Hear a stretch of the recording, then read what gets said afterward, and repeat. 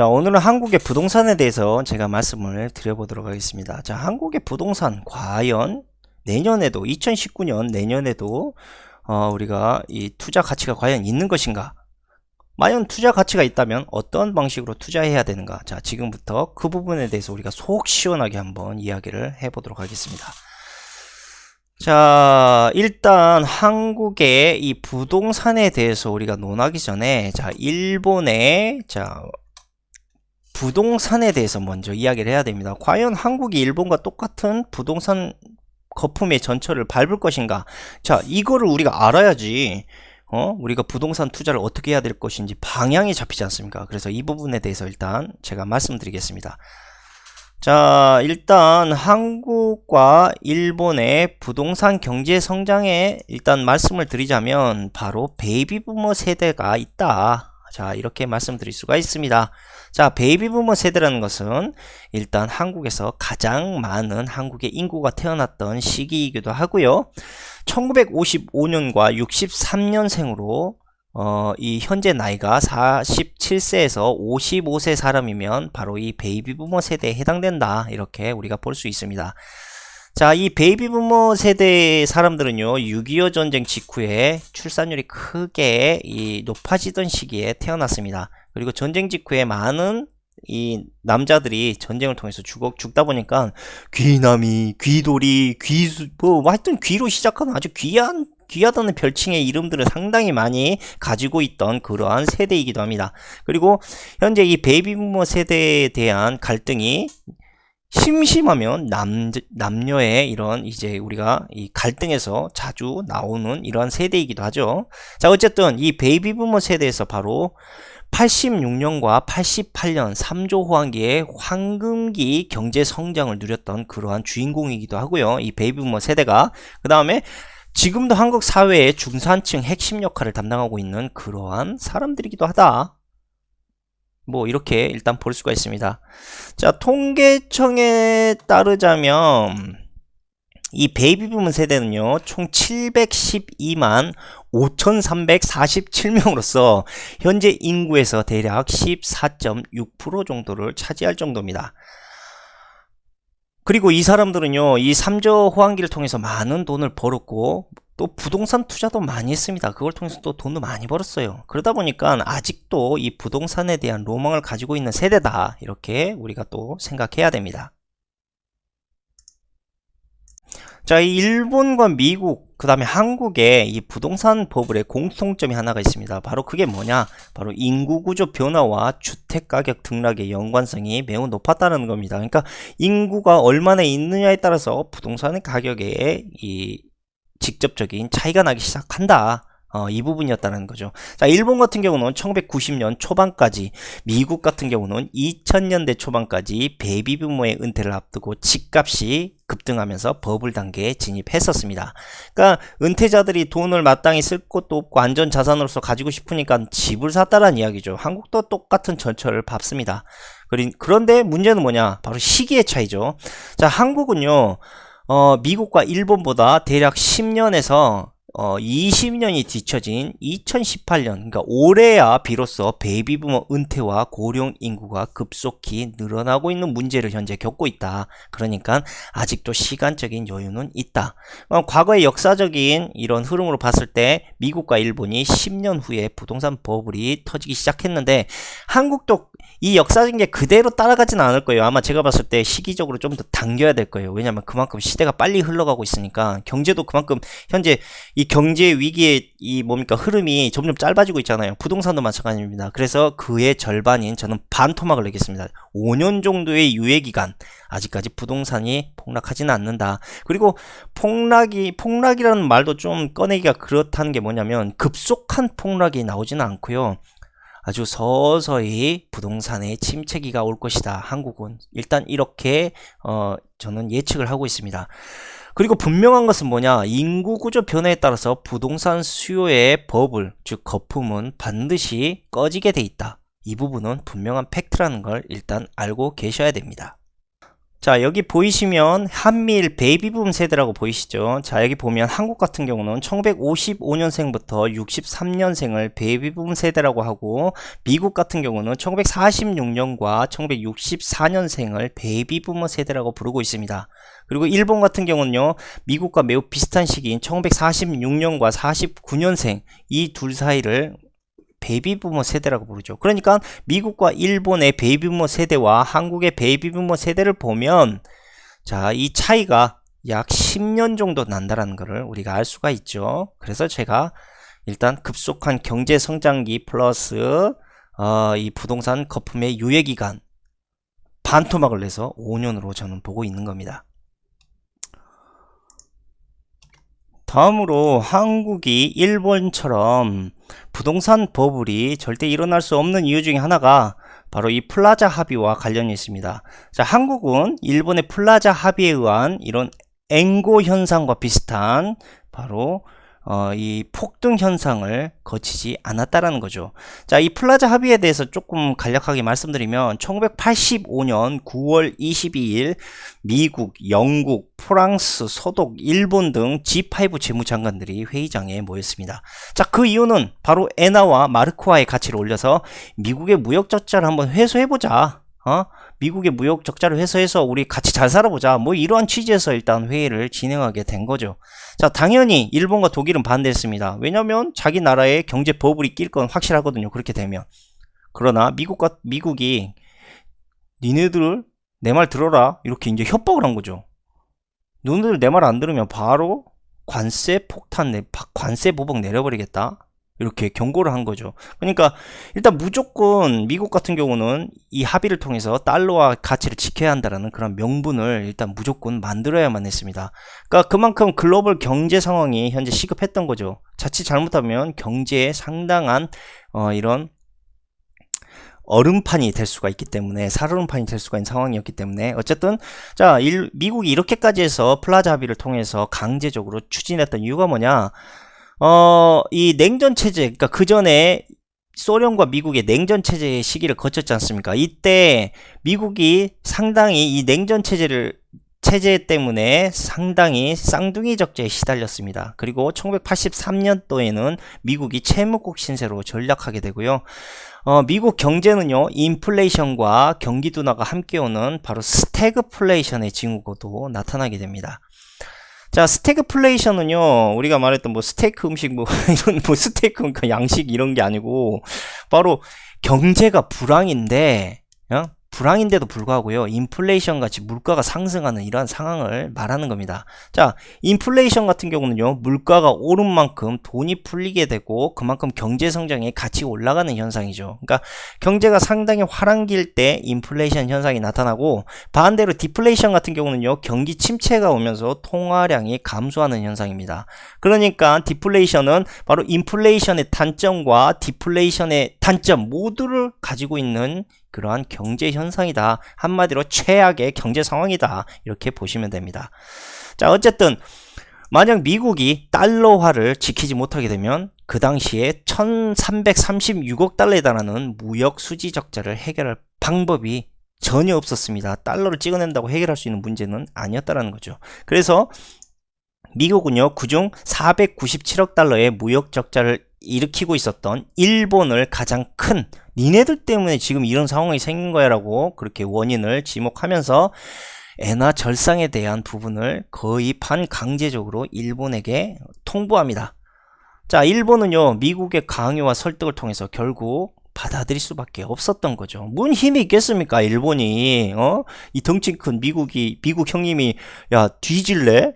너 내가 안 한 대로 안 하면 죽는다. 그런데 할 수밖에 없었죠. 자, 그래서 왜 이러한 또 일본이 이렇게 선택할 수밖에 없었냐? 바로 이 일본이 이 당시 상당히 과도한 무역 흑자를 내고 있었어요. 그러다 보니까 미국과 관계가 상당히 좀 좋지 않았습니다.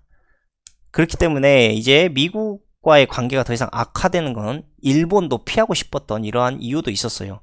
그래서 여차저차 어찌했던, 자, 미국의 요청을 일본은 받아들일 수밖에 없었다. 자, 그리고 회담 직후, 이제 회담이 끝난 직후에, 그 바로 직후에요. 자, 240엔이던 엔달러 환율이 9월 말에는요 218엔, 즉 20엔 이상 엔화 가치가 갑자기 절상되게 됩니다.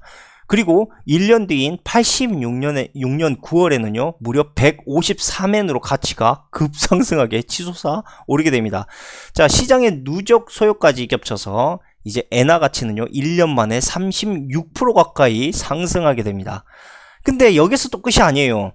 87년 말에는요 120엔대까지 추락하고 추가로 엔화의 가치가 또 올라가게 됩니다. 그리고 원래는 전문가들이 자, 엔화의 급등이 15에서 25%로 25%면 충분히 끝날 것이다 라고 생각했는데 완전히 빗나가게 되죠. 무려 36%, 10% 이상, 예측보다 10% 이상이 더 올라가게 된 거죠.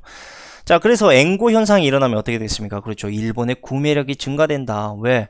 아주 긍정적인 현상이죠. 따지고 보면 일본 엔화의 값어치가 올라가니까 다른 물건들을 싸게 사올 수 있지 않습니까? 그래서 뭐 쉽게 말씀드리면 100엔으로 40센트짜리 콜라를 사 먹었다 치면 이제 엔화의 가치가 오르면 80센트짜리 오렌지 주스를 그러니까 100엔으로 사 먹을 수 있다. 얼마 좋습니까? 에? 내 돈이 비싸게 올라가는데. 근데 뭐가 문제겠습니까? 그렇죠. 수출이 안 되죠. 이렇게 되면. 자, 수출이 둔화됩니다. 그리고 돈의 가치가 올라가면서 구매력만 올라가게 되는 거죠. 자, 그래서 이때 이제 일본이 이제 대처할 수 있는 방안이 뭐였냐? 바로 엔고 현상으로 인해서 미국의 부동산을 엄청나게 사들입니다. 자, 89년 미쓰비시는 미국의 록펠러 센터를 인수했고요. 그리고 87년 야스다 화재 해상보험은요 3,990만 달러의 빈센트 방고의 해바라기를 사들였습니다. 자, 빈센트 방고의 해바라기는 그래서 지금 일본에 있습니다.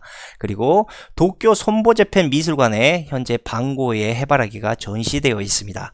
자, 그리고 일본인들은 또 이런 엔고 현상으로 인해서 세계 각지로 여유로운 낭만의 여행을 또 떠나기도 했습니다. 비싸니까 돈이 다른 나라 가서 펑펑 써도 돈이 얼마 안 나가는 거 아니에요.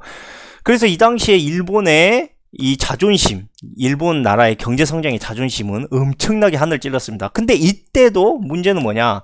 자, 일본은요 자기 나라가 엄청난 노력에 의해서 경제 성장이 됐고 그러니까 버블이 생겼다라고 생각을 하고 있는 거예요, 우리나라처럼. 근데 문제는 뭐냐? 바로 저 플라자 합의에 의해서 반강제적으로 미국이 억지로 일본에 저러한 엔화 가치를 올렸고 그걸로 인해서 경제 성장이 버블이 성장한 것처럼 보였다, 뭐 이렇게 우리가 봐야 됩니다. 자, 그래서 일본도 한국과 매우 비슷하게 저 당시에 엄청난 경제 성장 시기를 겪었다. 자, 어쨌든 문제는 뭡니까? 버블을 계속 지켜보면 어떻게 됐습니까? 나중에 한번 빵 터지면 이 수습할 방법이 없지 않습니까? 그러다 보니까 바로 일본 중앙은행이 엔고에 따른 경기 둔화를 우려해서 바로 저금리 정책을 내리기 시작합니다. 자, 이때 동시에 저금리 정책이 일단 하기 시작하자 부동산 증시가 엄청나게 폭등합니다. 왜냐면 싸게 부동산을 그러니까 돈을 빨리 대출 받아갖고 부동산에 돈 투자하면 얼마야. 지금 막 부동산 미친듯이 막 올라가고 있는데 거기에다가 싼 저금리까지 때렸으니 부동산과 증시가 엄청나게 폭등할 수밖에 없겠죠. 자, 이러한 부동산 버블, 증시의 버블로 인해서 니케이 지수가 3년 동안 무려 3배 가까이 올랐고요. 부동산은 한 해 70%씩 폭등합니다. 그러니까 너도 나도 이제 거기에다 돈을 쏟아붓기 시작하는 거죠. 그래서 이걸 일명 재테크라고 일본 사람들이 불렀습니다. 이 재테크란 말이 처음 등장하게 된 게 바로 일본에서 시작을 했습니다. 자, 재테크는 영어가 아니고요. 재자는 한자고요. 테크는 영어입니다. 그래서 한자와 영어가 섞인 이러한 외래 언어다 이렇게 보시면 되고, 자, 어쨌든 이렇게 영원할 것만 같았던 엔고의 축복은요 그렇게 오래가지 못했습니다. 자, 부동산 버블이 당연히 생기겠죠. 저렇게 저금리에 엄청나게 돈을 쏟아부으니까. 자, 그러니까 어떻게 됩니까? 부동산 버블에 대한 우려를 일본 정부가 이제 생각을 하게 된 거죠. 그래서 저금리로 대출할 수 있는 대출 총량 규제를 본격적으로 실시하기 시작합니다. 그리고 일본 중앙은행은요 이 저금리 정책을 1989년부터 그 불과 1년 사이 1990년 이 사이에 3.5%까지 급속하게 금리를 올려버립니다. 자, 이렇게 하다 보니까 어떻게 되겠습니까? 그렇죠, 과도한 대출을 했었죠, 저금리 때문에. 그리고 자, 대출 규제가 동시에 터졌습니다. 그러다 보니까 부동산 가격이 폭락을 하게 된 거죠. 주식도 폭락하게 됐죠. 그리고 금융시장은 매우 차갑게 일본의 시장이 얼어붙기 시작했습니다. 자, 버블로 성장하던 이 부동산의 담보 가치가 일단 사라지기 시작하면서, 자, 일본의 은행 대출을, 그러니까 한마디로 부동산의 가치가 떨어지니까 어떻게 됐습니까? 부동산을 통해서 담보를 줬던 이 돈들, 대출을 줬던 돈들이 전부 부실채권이 돼버린 거죠. 쓰잘데가 없는 휴지 쪼가리가 돼버린 거야. 자, 돈이 없어. 돈을 빌려줬는데 수급이 안 돼. 그러니까 어떻게 됐습니까? 금융회사가 연쇄도산하게 된 거죠. 자, 그런데 자, 여기까지는 일단 비슷한데, 한국 금융회사는 그럼 여기서 연쇄도산이 일본처럼 당할 것인가? 그럼 지금처럼 부동산 땡겨줬으니까 아닙니다.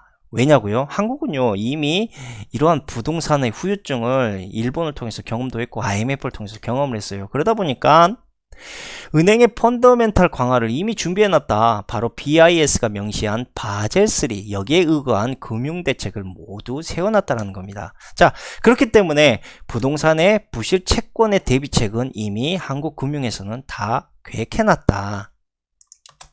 자, 여기 보시면 바젤3 규제개혁 완료 2020년부터 개정안 시행 이렇게 되어 있지 않습니까? 끝났어요. 그래서 은행이 이 부실 채권으로 인해서 도산할 일은 없다라는 걸 분명히 아셔야 됩니다. 그리고 자, 또 어떻게 됐습니까? 일본 같은 경우는 그렇죠. 금융회사가 연쇄 도산되니까 어떻게 됐습니까? 대기업들 돈 빌릴 데가 없는 거야. 그러니까 자금난에 허덕이던 이 일본 대기업들이 하나둘씩 쓰러지기 시작합니다. 자, 그로 인해서 대규모 구조조정이 일어나게 됐고 일본의 실직자도 엄청나게 증가하게 된 거죠. 자, 하지만 한국 같은 경우는 뭐냐? 바로 이런 금융회사의 연쇄도산, 혹시 나올지 모르는 연쇄도산을 대비하기 위해서 뭘 갖고 있습니까? 그렇죠. 30대, 국내 30대 그룹 사내 유보금 약 883조. 엄청나게 현재 구비를 하고 있다. 자, 이러한 문제를 타결하기 위해서 나름대로 기업도 다 대비책을 세워놨다는 겁니다. 결국 여러분들을 이용해서 과도한 부채를 만들었고, 자, 이렇게 만들어진 과도한 부채, 부동산 부채로 인해서 경제 성장이 된 것이다. 이 말을 다른 말로 이야기하자면 그냥 서민들의 등골 브레이크를 이용해서 일시적인 경제의 화랑, 부동산 경제의 화랑을 만든 것이다. 결국 은행과 기업은 아무 문제가 없어요. 이 최경환 경제부총리가 있었던 이 시절에 과도한 부채, 그러니까 이 부동산 규제가 풀린 이후로 과도한 부채를 낸 사람들, 그 사람들만 거의 등골 브레이크의 피해를 입게 된다. 그래서 그때 과도한 부채를 내서 부동산 투자를 했던 사람들 매우 조심하셔야 된다는 거 제가 말씀을 드립니다. 자, 어쨌든 일본의 잃어버린 20년은 바로 이렇게 시작된 겁니다. 예?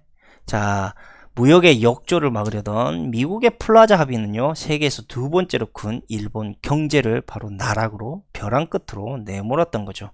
자, 그렇습니다. 자, 다시 정리하자면 한국은 엔고 현상에 따른 화폐 버블을 경험한 적도 없으며 부동산 부실 채권에 따른 금융위기는 이미 일본과 IMF의 경험을 통해서 바로 BIS가 지시한 바젤3로 대비해놨고, 대기업의 자금난 역시도 유보금을 쌓아놓는 행위로 모든 위기의 준비를 다 했다라는 겁니다.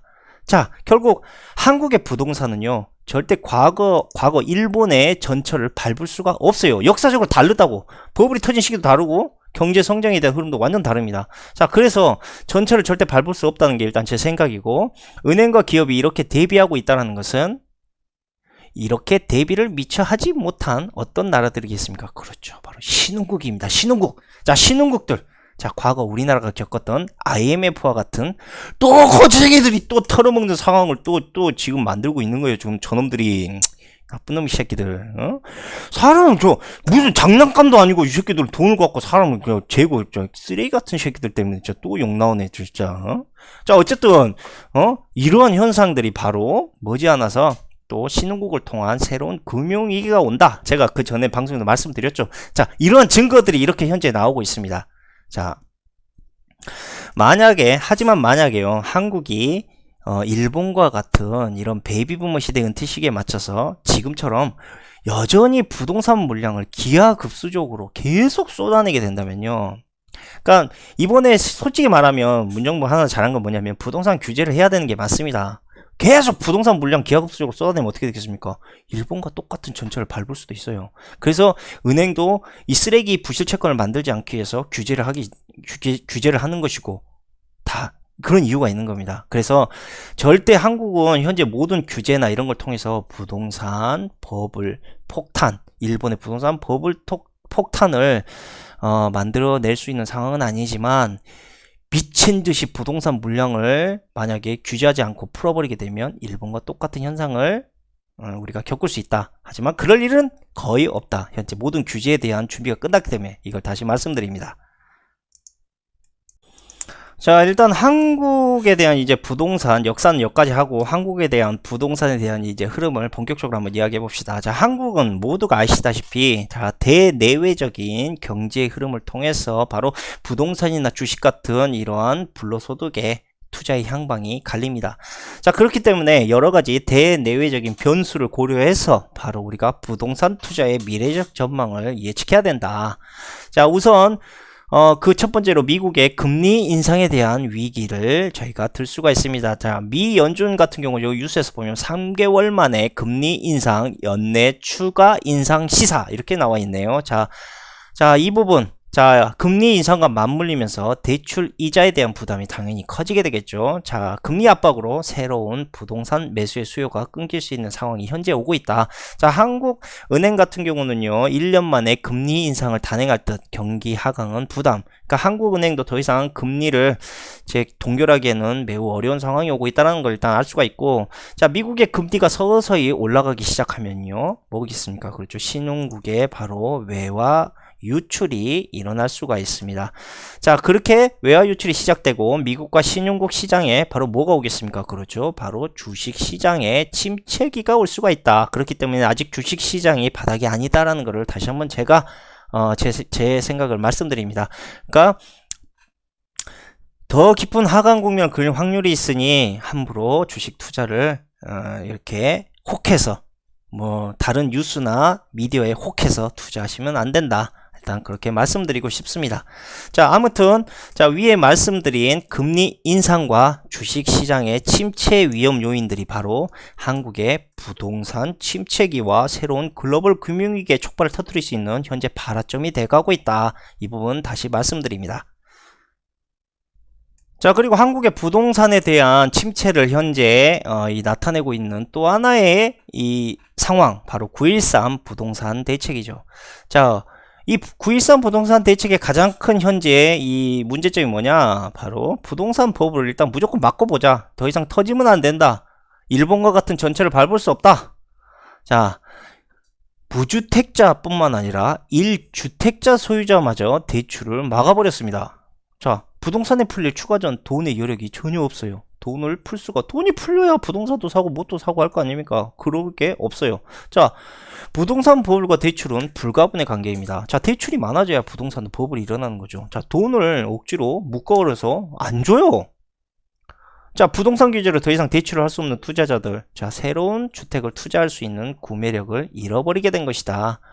자, 이 부분 반드시 아셔야 되고요.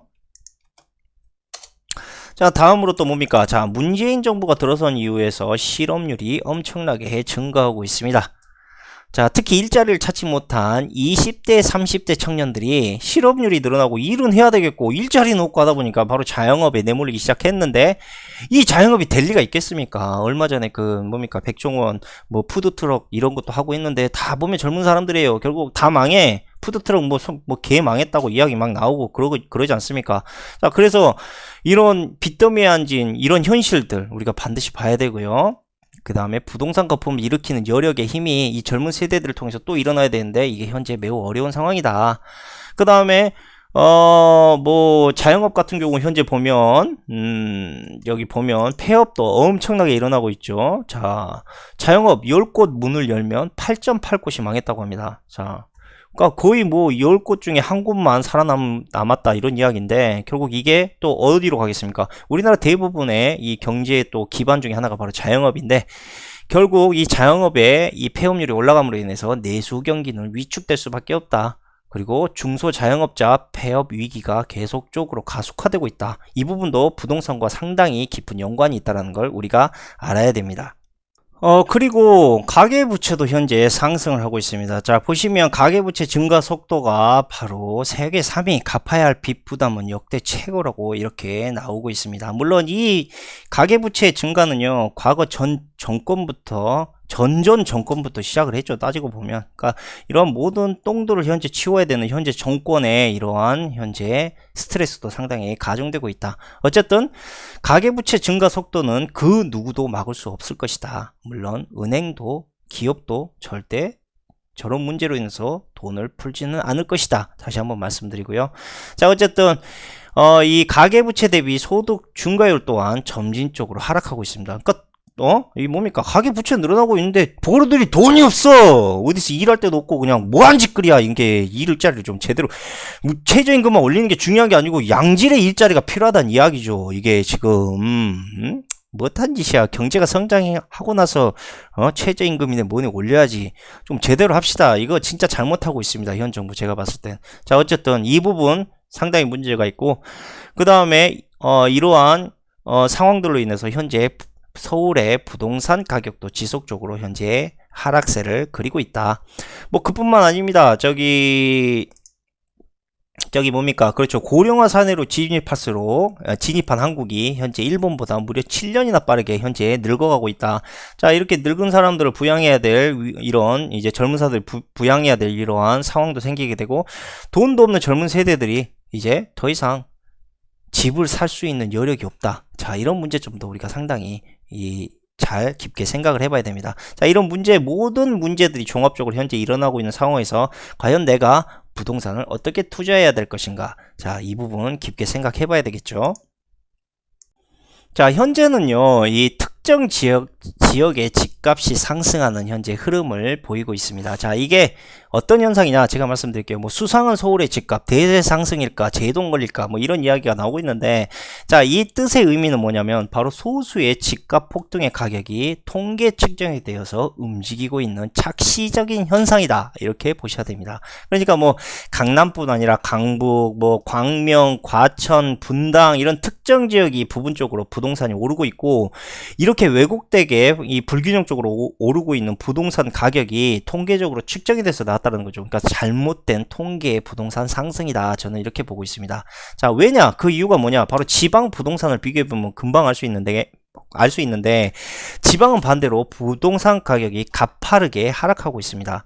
그러니까 부동산의 정말 화랑기, 경제 성장기가 왔다면 모든 집값들에 대한 어떤 값어치가 올라가야 되지만 현재는 이 편차가 매우 심해지고 있다. 그렇기 때문에 상당히 왜곡된 가격이다. 다시 말씀드립니다. 우리가 집값이 올라가는 걸 뭐라 그럽니까? 그렇죠. 오버슈팅이라 하죠. 뭐 주식에서도 오버슈팅이라는 단어가 있는 걸로 일단 알고 있는데, 어쨌든 이 오버슈팅, 즉 집값의 거품이 엄청나게 생성이 됐다가 그게 꺼졌어요. 그리고 이제 이 집값이 꺼지다 보니까 이게 꼭대기에서 이제 많이 꺼져 보이는 현상이 나오다 보니까 집값이 바닥이다 이렇게 생각하는 사람들이 생길 거 아닙니까? 이 일부 투자자들이 갭 투자를 또 합니다. 자, 이 갭 투자의 심리로 인해서 현재 가격이 일시적으로 상승한 것이다. 이렇게 좀 더 자세히 말씀드리면 제가 이렇게 말씀드릴 수 있죠. 그러니까 지금 언론에서 나오고 있는 이러한 뉴스들은요, 일렬에 저런 과거의 과정은 다 덮어버리고 그냥 단순하게 집값이 가파르게 상승하고 있다라고만 이렇게 뭉텅거려서 이야기를 하고 있는 겁니다. 그러니까 새로운 정권이, 우리 뉴스가 참 기레기들이 되게 웃긴 게, 새로운 정권이 나오면 그 정권에 대한 이야기만 졸라해요. 과거에 있었던 정권이 어떤 짓을 했고 그게 뭐 됐고 그것이 어떤 문제로 인해서 지금까지 여기까지 왔다. 이런 언론이 진짜 언론인데 맨날 그냥 현 정권만 까고 과거의 정권 또 들춰내서 까고 연결을 시켜. 이 빡대가리 새끼들아. 두 개의 정권들 상황들을 연결시켜 갖고 무슨 경제네 아니면 정치를 이야기해야지. 진짜 개대가리 새끼들인가 진짜. 이러니까 기레기 소리 듣는 거야 새끼들아. 미친 새끼들이야 진짜. 그러니까 현재 미디어의 단순한 장밋빛 전망으로 여러분들이 철석같이 믿고 투자하는 것은 매우 엄청나게 위험할 수 있다는 걸 다시 한번 제가 말씀드립니다. 자, 서울 같은 경우만 보더라도 2018년 하반기부터 입주 물량이 바로 24,272가구 정도가 현재 집들이를 할 예정이라고 하고, 내년에는 그보다 더 늘어나요. 무려 38,000 683가구가 입주할 예정으로 되어 있습니다. 그러니까 2019년도에 오히려 입주 물량이 더 늘어나고 있고 2018년도부터 이 입주 물량이 늘어날 조짐이 현재 보이고 있다. 이렇게 보시면 되고요. 자, 2019년부터 이제 이 늘어나게 될 이 매물을 통해서 부동산 매물이 풀리기 시작하면서 부동산 가열이 점진적으로 시작될 것이다.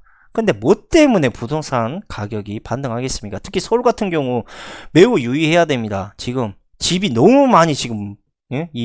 나오고 있어요. 지금 집이 매물이 너무 많다고. 제가 이런저런 뉴스를 이제 부동산 또 찾아보면서 이렇게 찾아봤는데, 자, 이런 집값의 단기적인 이런 이제 현상들 이런 거 하나 조사 안 하고 그냥 있는 거 그대로 뜩 써갖고 아니면 돈 먹고 썼는지 못 썼는지 모르겠지만 하여튼 사람들 현혹시키려고 뭐 깍두기들하고 뭐 이야기해서 했는지 그건 나는 모르겠지만 핵심은 부동산 시장의 상승 추세라고 붙이고 있는 기사들이 심심치 않게 나오고 있습니다. 자, 인터넷 기자들 정말 기레기들이 엄청나게 많다라는 거 느낍니다. 제가 찾고 있지만 이런 거짓 쓰레기 기사로 사람들 현혹시켜가지고 사람들 피눈물 짜는 이런 인간 말종 양아치 기레기들 여기 보면 기레기들 필요 없다고 나오고 이런 새끼들 전부 기자 자격 박탈시켜버려야 됩니다. 지금 뭐하는 짓거리야. 사람들 갖다 사기치고 있어 이 새끼들이. 응? 거짓으로 기사를 쓰는 이런 양아치 새끼들 주식으로 거짓 정보 흘리는 이런 쓰레기 이런 크레파스 18색 같은 새끼들 이런 십장생 같은 새끼들 다 사기죄로 다 깜빡 쳐넣어버리고 진짜 이런 새끼들이 이런 밥버러지 같은 새끼들 있지 않습니까? 어디 인간놈의 새끼들이라고 얼굴 빳빳하게 들이내밀고 얼굴 쳐들고 다니 이 새끼들 뭐 얼굴 안 보인다고 막 기자 아무렇게나 쓰고 문제입니다. 이거 정말 우리가 언론이나 미디어를 더 쉽게 접하게 되면서 나오고 있는 게 뭐냐, 그만큼 기레기들도 많다. 절대 앉아서 여러분들이 편안하게 얻을 수 있는 지식과 정보는 매우 위험할 수 있다. 다시 한번 제가 말씀드립니다. 여기 보시면 뉴스타파가 지금 이 뭡니까 여기 딱 나와 있는 거 2012년에서 2013년 기자 접대비 상위 10개 언론사, 자, 편집국장과 보도국장 등에게 공문을 보낸 사실관계 확인을 요청했다. 이거 접대비 보입니까? 매일경제, 한국경제, 연합뉴스, 더벨, 머니투데이 다 받아 처먹었어. 자, 여러분들 이 다 받아 처먹은 거. 자, 결국 한국의 언론은 돈에 의해서 움직인다라는 것을 여실히 보여주고 있는 이 뉴스만 보더라도 우리가 기레기들이 얼마나 많은지 알 수가 있습니다. 기레기들한테 절대 속으시면 안 됩니다.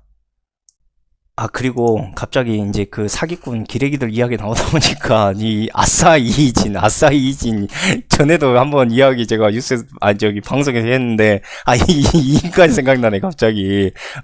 이 새끼 그 수많은 사람들 피 같은 돈을 1300억인가 사기쳐갖고 착복했지 않습니까? 근데 징역이 5년이야. 징역이 여러분들 5년이요. 이 정도면 사기칠만 하겠구만. 아니, 여러분들 뼈 빠지게 5년 한번 일해보세요. 그 돈 가질 수 있습니까? 못 갖는다니까? 나 같아도 진짜 사기치면 사기치고 5년 살겠다. 장난하는 거야, 지금. 이게 뭐야? 못 나오게 해야지, 아예. 깜빵에서 평생 썩게 만들든지, 뭐한 짓거리야. 어쨌든, 이놈 거를 제가 조사해본 결과 약 300억의 재산을 일단 가지고 있다라고 이렇게 하는데, 이게 또 다 짓게 아니랍니다. 그래가지고, 다 봤더니 어디서 리스하고 빌리고 해갖고 결국은 다 갖다 다시 돌려줘야 되는 그런 이제 가짜 재산이라서 10억 정도만 추징이 가능했다라고 합니다. 그리고 이제 나머지 이제 벌금이 한 200억 정도가 나왔는데 이거 벌금 낼 돈이 없다고 이제 얘가 우긴 거예요. 나 돈 없어. 나 거지야. 나 돈 없고 벌금 낼 돈 없으니까 알아서 해요. 라고 막 배째라 우기니까 나라에서 뭐라 그랬냐. 야, 그럼 너 돈 갚을 돈 없잖아. 이거 뭐 감수성 뭐 코미디야 뭐야 이거. 돈 갚을 돈 없잖아. 그러니까 황제노역으로 벌금 갚아라 이지랄하고 있습니다. 황제노역은 아무나. 야, 이거 뭐 하는 짓거리야 이게 도대체. 갚을 때까지 뺑뺑이 돌려야지 이런 새끼들. 그래야 사기를 안 칠 거 아니야. 이 젊은 애들이 이런 거 보면 뭐라 그랬어. 나도 사기치겠다 다 그러게. 이거 뭐야, 뭐 하는 짓거리야 이거. 이거 사기치는 새끼들 특히 법 강화시켜야 됩니다. 다시는 햇빛 못 보게 만들어야 돼 이런 새끼들. 이런 사기꾼들이 버젓이 얼굴을 들고 다닌다는 게 말이 됩니까 지금? 그리고 이 현재 이 황제노역 지금 보시는 이 황제노역 청담동 주식회사 이진 황제노역 일당 1800만원이 된 이유가 뭐냐, 바로 현행법상 3년 이상의 노역을 시킬 수가 없답니다. 그러니까는 빚이 아무리 많아도 그러니까 저 벌금이 아무리 많아도 빚이 아니고 벌금이에요. 벌금이 아무리 많아도 3년 이상 일을 못 시킨대. 이런 씨발 거지 같은 게 어딨어. 나 욕이 안 나올래 안 나올 수가 없네. 아니 뭐 위에 있으신 분들이 사기치고 다니고 하니까 이게 원래 사기치는 이 법안이 좀 약한가? 지들도 이제 잘못하면 불이익 당할 수 있어 그런 건가? 그건 난 잘 모르겠지만 말도 안 되는 짓거리 지금 일단 1800만짜리가 어딨어. 일이 개쓰레기 같은 소리하고 자빠져 있네. 이거 말이 안 돼. 이거 평생 늙어 뒤질 때까지 이식해야 됩니다. 이거 솔직히 이렇게 안 하면 열심히 땀 흘려 갖고 성실히 돈 번 사람들 이거 어떡하라고. 이거 대놓고 농락하는 거야 지금. 이거 뭐한 짓이야 이거. 이게 잘못됐다니까. 문제야. 그 니들도 억울하면 사기쳐. 뭐, 이거야 뭐야, 지금, 사기치는 거야 뭐야, 이거. 참, 진짜 어이가 없습니다. 그니까, 법 만드는 국회의원들, 인간들 진짜 뭐 하나 제대로 일단 하는 게 없다. 분명히 다시 아셔야 됩니다. 그리고 이희진이나 이 인간이 돈이 없다고 배째고 있는 게 이게 돈을 지금 얘가 통장에다가 너 가져가라 내 통장에 넣을 테니까 벌금이 됐든 뭐든 가져가라 꼬라박아 놨겠습니까? 통장에 가져가라고 뭐 돈 넣어놨겠어요? 차명 통장에 있든지 아니면은 땅속 김장독에 따뜻하게 묻어놨겠지. 현금으로 따뜻하게 현금으로 부자가 될 수 있는 얼굴에 펴면 개소리하고 있네. 뭔 소리 하는 거야. 이게 부자가 아니고 딱 보니까 사기꾼이구만. 눈 밑으로 축 처져갖고 제가 말했듯이 딱 눈 봐봐. 벌써 생기가 없잖아. 이거 뭔가 사기를 치기 위해서 뭔가 노려보고 있는 이 눈매 보이십니까? 이거 이거 봐봐. 죄를 져갖고 밑에 눈꺼풀 밑에 다크서클 봐봐 이거.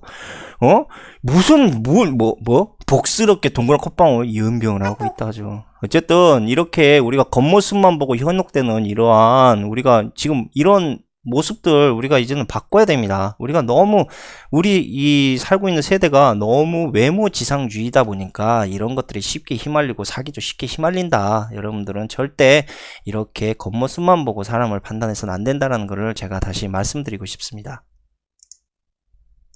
이거는 뭐 제 개인적인 생각인데 이제 보통 이제 전두환 대통령 같은 경우도 29만 원으로 이제 배째라 이 뭡니까 없어지지 않는 29만 원 이걸로 현재 장난 잘 치고 있지 않습니까? 그리고 그 아들내미들은 채권으로 돈 열심히 벌고 있고. 자, 이런 문제점을 해결하기 위해서 제 나름대로 곰곰이 생각해 보니까 저런 이진이나 이런 사기꾼들, 특히 금융 사기범들 같은 경우는 평생 세무조사를 받고 살아야 된다. 그리고 저놈이 쓴 돈의 지출사항을 항시 체크해서 쓴 돈만큼 그 부모들이든 누구든 과도하게 돈이 나가게 되면 가족들끼리 다 세무조사 다 해야 돼요. 해가지고 벌금을 그만큼 뜯어내야 됩니다. 쓴 만큼 다 가져가 버려야 돼. 그러니까 추접스럽게 번 돈을 절대 함부로 사용하지 못하게 이렇게 해야 됩니다. 안 그러면 사기가 법이 너무 금융 사기가 너무 그러니까 금융법이 사기법이 너무 가볍잖아요. 그럼 뭐냐 법을 사람들이 무시합니다. 그리고 법보다 돈을 더 무서워하게 된 상황이 생겨요. 지금 한국의 법이 딱 그렇습니다. 그래서 이거는 무조건 바뀌어야 된다. 저는 이렇게 개인적으로 생각합니다. 자, 아무튼 단순한 인터넷 정보를 보고 투자하는 것은 매우 조심해야 한다. 다시 한번 부동산 투자는 절대 인터넷에 의존하지 마라. 다시 말씀드리고요. 특히 적은 금액이라고 안심하고 갭 투자하시는 분들도 현재 부동산 투자는 매우 위험할 수 있다는 것을 저는 일단 참고로 말씀을 드립니다. 자, 2018년 8월부터 10월까지의 전국 입주 예정 아파트만 무려 11만 1050세대입니다. 자, 그 중에 수도권만 무려 5만 9,870세대가 현재 잡혀 있습니다. 그러니까 수도권의 입주 물량이 상당한 과포화 상태를 보이고 있다. 전국의 입주 예정 아파트의 약 절반가량이 수도권에 다 몰려 있다. 이게 상당히 현재 이 수도권에 대한 부동산의 거품이 얼마나 심각하다는 걸 우리가 알 수가 있고, 그리고 요즘 혼족들과 아이를 낳지 않는 젊은 신혼부부들 또 은퇴자들이 이제 늘어나기 시작하면서 점점 아파트의 추세가 현재 중소형 아파트로 바뀌고 있다. 자, 10가구 중 9가구 정도가 현재 중소형 주택에 구매를 하고 있다. 이걸 우리가 일단 알고 있어야 됩니다. 자, 나머지 한 가구는 뭐냐? 바로 대형주택이죠. 이 대형주택을 사는 이유 중에 하나가 또 뭐냐? 대형주택을 가지고 또 쪼갭니다. 그러니까 상당히 공격적인 투자를 할 수가 있죠. 대형주택 나름대로의 매력을 가지고 있지만 만약에 대형주택이 팔리지 않을 경우에는 리모델링해서 그걸 쪼개서 중소형주로 변경할 수가 있다. 자, 이러한 장점이 있기 때문에 또 대형주택으로 투자하시는 분들도 가령 있기는 있습니다. 자, 근데 문제는 뭐냐? 사람들이 이제는요, 아파트를 투자적인 목적으로 현재 사들이는 게 아니고요, 바로 주거 목적으로 이제 사들이는 사람들이 늘어나고 있는 상황이다. 이렇게 보셔야 됩니다. 자, 서울을 기점으로 현재 경기도 물량도 엄청나게 현재 늘어나고 있습니다. 자, 보시다 싶으면 경기 인구가 현재 1300명이 넘어가고 있고요. 하루 평균 605명씩 증가를 하고 있습니다. 자, 그렇기 때문에 경기도권에 안심하고 투자하시는 분들 당연히 입주 물량, 투자 지역의 입주 물량을 반드시 체크하셔야 됩니다. 자, 그보다 더 중요한 건 뭐냐? 바로 투자 입주 물량 주변에 양질의 일자리가 있는지, 자리하고 있는지 필수적으로 반드시 확인해야 됩니다. 자, 그리고 서울 최근에 1000만이 깨졌습니다. 자, 28년 만에 깨졌다라고 이렇게 이야기하고 있는데 이제 서울이 900만의 시대로 현재 가고 있다는 이야기죠. 자, 아까도 보았다시피 현재 국내 아파트 입주 물량 절반이 바로 수도권에 현재 잡혀 있고, 추가적으로 더 생각해 봐야 되는 게 있습니다. 그러니까 아파트만 현재 이야기한 거고, 자, 더 있지 않습니까? 빌라도 있고 오피스텔도 있고 주택도 있고, 자, 이걸 모두 포함을 시켜야 됩니다. 입주 물량을 체크할 때는 아파트만 체크하시면 안 돼요. 다 체크하셔서 과연 이 입주 물량이 얼마나 되나, 경쟁이 얼마나 되나 반드시 확인해야 됩니다. 자, 강남만 봐도 지금 2019년에 엄청난 입주 물량이 현재 대기 중입니다. 자, 강북과 강서 지역 역시 마찬가지입니다. 그리고 강남 3구가 그로 인해서 전세 시장이 출렁거리고 있습니다. 자, 투자하는 도시 전역을 반드시 이 세부적인 구 단위로 일단 쪼개서 반드시 입주 물량을 체크하시고요. 자, 투자 주변 구역도 같이 입주 물량을 반드시 체크해 보십시오. 그러니까 좀 더 포괄적으로 우리가 넓게 보셔야 된다는 이야기죠. 내가 투자하는 땅만 보는 게 아니고 그 인근 주변의 땅도 같이 봐야 된다는 이야기입니다. 자, 그러니까 주택을요. 그리고 이 업무 단지와 아파트 입주 단지의 규모 역시도 잘 파악을 해야 됩니다. 그러니까 가령 업무 단지는요, 계속적으로 성장하지도 않고 머물러 있는데 이상하게 기업 단지 주변에 부동산 투자 구역이 막 일자리가 좋은 지역, 뭐 좋은 기업, 성장하는 기업 뒤에 엄청난 주택에 이제 어쨌든 막 이렇게 막 호황찬란하게 막 선전만 하고 입주 물량이 막 엄청나게 증가하고 있다. 그러면 당연히 집값이 하락하겠죠. 일자리에 비해서 입주 물량이 많은데 당연한 거 아니겠습니까? 그리고 뭡니까? 자연스럽게 이제 주거단지가 포화가 되면 어떻게 되겠습니까? 그렇죠. 전세 하락은 피할 수가 없겠죠. 전세 하락이 온다는 이야기죠.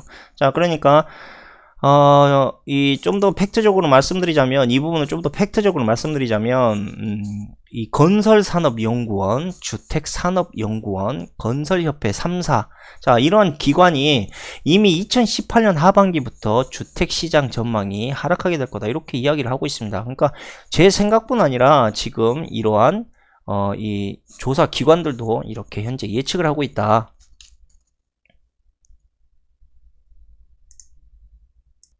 자, 그렇다면 종합적으로 한번 결론을 한번 이제 간단하게 지어봅시다. 자, 그냥 간단합니다. 자, 다가올 2019년 부동산 시장은 그리 좋다고 평가할 수가 없다. 자, 바로 이겁니다. 9.15 대책 규제 정책 이후 일부 지역은 그나마 다행히 보합이나 그나마 상승을 어느 정도 유지할 수 있을 것 같고, 그 나머지 지역은 부동산의 포화 물량으로 인해서 급속하게가 아닌 바로 서서히 부동산 가치의 가격이 하락세를 그릴 것이다, 이렇게 저는 판단을 하고 있습니다. 자, 모든 시장의 흐름은 일부의 이익에 의해서 단기적으로 왜곡되거나 조작될 수 있습니다. 그러나 장기적으로 봤을 때 이 왜곡된 시장은 반드시 사필귀정, 그러니까 제자리를 찾아가게 되어 있죠. 자, 지금처럼 부동산 침체 속에서 단기적 반등 현상은 별다른 이유가 없이 지금 올라가고 있는 이러한 현상, 자, 이렇게 저는 일단 보고 있고, 자, 이것은 누군가가 부동산 가격을 인위적으로 유지시키려는 어떠한 세력들에 의해서 왜곡적인 부동산 가격 현상을 현재 보여주는 것이다 라고 저는 보고, 자, 이 조짐이 뭐겠습니까? 아무 이유 없이 부동산 가격이 올라간다. 이것은 바로 이제 부동산이 마지막 숨쉬기를 하는 거죠. 하락 조정에 들어가는 일종의 선전포고적인 현상, 저는 이렇게 아마 보는 게 좋지 않을까, 이렇게 생각을 합니다. 자, 뭐 거두절미하고, 자 그러면 앞으로 부동산 어떻게 될 건가? 뭐 이게 핵심 아닙니까? 뭐 지금까지 씨부렸던 거 다 의미가 없죠. 따지고 보면 핵심 뭐냐? 그래서 결론은 뭐냐 이거지. 자, 어떻게 변하겠습니까? 그렇죠. 현재 지금 국내 부동산 매물이 현재 포화 상태에 있는 거는 뭐 규정 사실이고, 이제 정부에서는 더 이상 이 부동산 매물이 더 이상 지어지지 않도록 이제 규제를 하는 겁니다. 지금. 그렇기 때문에 앞으로 부동산이 현재 포화 상태가 되어 있는 상황에서 예를 들면 점진적으로 부동산이 이제 수요가 맞춰지게끔 이렇게 조율을 할 것이다, 조정을 할 것이다. 그러니까 그 전까지는 계속해서 부동산 가격의 가치가 점진적으로 하락을 하는 거죠. 왜냐하면 규제를 하니까. 규제를 안 하면은 버블이 펑 터지면 급락하겠지만 그런 상황이 아니라는 거죠. 그래서 특히 지금 현재 위험한 게 어디냐면 바로 수도권에 밀집되어 있는 지역이다. 재건축, 신축, 매몰, 그 다음에 건설, 포화 현상, 이런 게 현재 수도권에서 매우 급속하게 일어나고 있다. 그래서 부동산 가치 하락이 점진적으로 수도권을 중심으로 해서 하락이 오기 시작할 거고, 자, 굳이 만약에 투자를 하겠다 하신다면 아무래도 현재 유입이 가장 지금 점진적으로 쉽게 일어나고 있는 경기도 쪽. 자, 경기도 쪽이 그나마 투자하기에는 매우 유리할 것이라고 일단 저는 보고 있습니다. 그러니까 아무 집이나 사면 안 됩니다. 뭐 아무 집이나 사면 시간 지나면 알아서 오르겠지. 옛날 같은 그런 방식으로 부동산 투자했다가는 그냥 개 망하고요. 앞으로는 값이 오를 좋은 진주 같은 이런 입주 물량을 찾아야 됩니다. 그러니까 상당히 더 지금보다 세심히 고민하고 더 발품을 더 파고 보니까 이 팔고 다녀야만 비로소 우리가 좋은 아파트를 고를 수 있다. 그러니까 좋은 입주 물량을 고를 수 있다. 뭐 이런 거죠. 쉽게 말씀드리면. 그리고 제 생각에는 아직 부동산 바닥이 아직 형성이 안 돼 있어요. 그래서 솔직히 지금 당장에 부동산 매물을 막 사들이는 행위보다는 그냥 관망하다가 지켜보다가 더 떨어진 상황에서 집을 구매하는 것이 좋지 않을까, 뭐 이런 생각이 일단 들긴 하는데 최종적으로는 여러분들의 일단 몫이겠죠. 그러니까 현재 서울권에 있던 부동산 가치의 흐름이 현재 경기도권으로 현재 점점 퍼져나가고 있다는 거 다시 한번 말씀드리고, 더욱더 과거보다 꼼꼼히 체크하셔서 투자하시기를 권고 부탁드립니다. 자, 주식도 그렇고 비트코인도 그렇습니다. 뭡니까? 그렇죠. 늘 평정심을 갖고 냉정히 판단해야 된다는 이야기죠. 부동산도 예외는 없어요. 자, 다시 말씀드리지만 모든 이런 이제 이 투자 시장에는요, 개인들과 세력이 존재하고요. 당연히 서로가 이익을 봐야 되는 이러한 입장에서 얽혀 있다 보니까 서로 속고 속여야 됩니다. 부동산도 당연히 왜곡된 정보와 사기가 판을 칠 수밖에 없는 판이다라는 거죠, 여러분들. 그래서 일단 조심해야 될 게 쉽게 돈을 벌 수 있다. 여러분들의 욕심을 건드리는 정보 무조건 조심해야 됩니다. 그럼 지가 하지 왜 그러면 우리 보고 하라 그래. 그렇게 좋은 자료 정보 있으면 지가 하면 되지. 주식도 애널리스트들 나와서 지들이 좋으면 지들이 몰래 사면 되지. 그렇고 돈 벌면 되지. 왜 그거를 자꾸 사람들한테 뿌리겠어요. 결국은 쉽게 돈 벌 수 있다는 욕심을 건드려서 자신들의 이익을 챙기기 위한 것이다. 그러니까 이러한 정보들은 아예 쳐다보지도 않는 것이 일단 좋습니다. 그리고 여러분들이 쉽게 얻는 정보들 당연히 남들도 쉽게 얻을 수 있는 것이죠. 자, 이거 절대 잊지 않으셔야 됩니다. 계속 방송을 장기적으로 하니까 혀가 꼬이네. 자, 2019년도의 부동산 전망은요, 여기 제대로 나와 있네요. 자, 금리를 일단 공부하시고요. 자, 부동산 하락, 반드시 하락이 온다. 하락을 대비하라. 자, 금리를 통해서 부동산의 하락이 올 수밖에 없고, 자, 여러분들은 거기에 대비를 해야 된다. 자, 이렇게 대놓고 나오고 있죠. 자, 이 부분만 생각하시면 됩니다. 금리, 부동산 하락, 대비하라. 자, 얼마나 쉽습니까? 자, 우리가 이런 인터넷 뉴스들을 항상 뭘로 우리가 판단을 해야 되느냐? 바로 쥐덫에 놓여있는 달콤한 먹이를 청명환지는 절대 먹지 않는다. 자, 이렇게 생각하시면 됩니다. 자, 우매한 쥐들만이 그 쥐덫의 먹이를 덥석 물고 그 쥐덫의 죽음을 맞이하게 되는 거죠. 자, 현재 재건축, 청약 물량, 입주 물량 모두 포화 상태를 현재 넘어서고 있습니다. 이 상태에서 부동산 가격이 올라가고 있다? 그러니까 물량, 부동산 매물의 가격이 올라간다? 도대체 뭘로 올라간다는 이야기입니까? 모두 포화 상태인데. 그리고 공급이 초과된 상태에서도 아직도 희한하게 청약이 진행되고 있다는 점. 정말 이상한 현상이라고 우리가 봐야 됩니다. 자, 부동산 마케팅뿐만 아니라 마케팅이란 단어 그 말 그대로 이것은 말이 좋아서 뭐 상품을 현명하게 팔고 합리적으로 판다 이렇게 이야기하지, 솔직히 말씀드릴게요. 마케팅, 자, 쓰레기 물건을 그럴듯하게 포장해서 팔아치우기 위한 상술입니다, 여러분들. 자, 부동산 마케팅뿐만 아니라 마케팅의 의도 자체가 바로 여러분들의 실용적인 이익을 추구한 진실은 없다고 봐야 됩니다. 자, 일단 무엇이든 다 제값 이상으로 팔아치우면 된다, 그게 마케팅의 힘이다, 이게 바로 핵심적인 목적이라는 거죠. 그러므로 우리가 늘 주의해야 될 게 뭐냐, 마케팅. 이 마케팅의 유혹에서 벗어나 내가 믿는 확실한 내 눈과 귀를 믿는 발품 투자를 하는 것이 최고다, 이 부분을 제가 말씀드리면서 오늘 방송은 여기에서 마치도록 하고요. 절대 매물이 좋은 그리고 괜찮은 이러한 가치가 있는 것들은 여러분들 눈에 띄지 않는다라는 것을 말씀드리면서 오늘 방송은 여기에서 마치도록 하겠습니다. 감사합니다.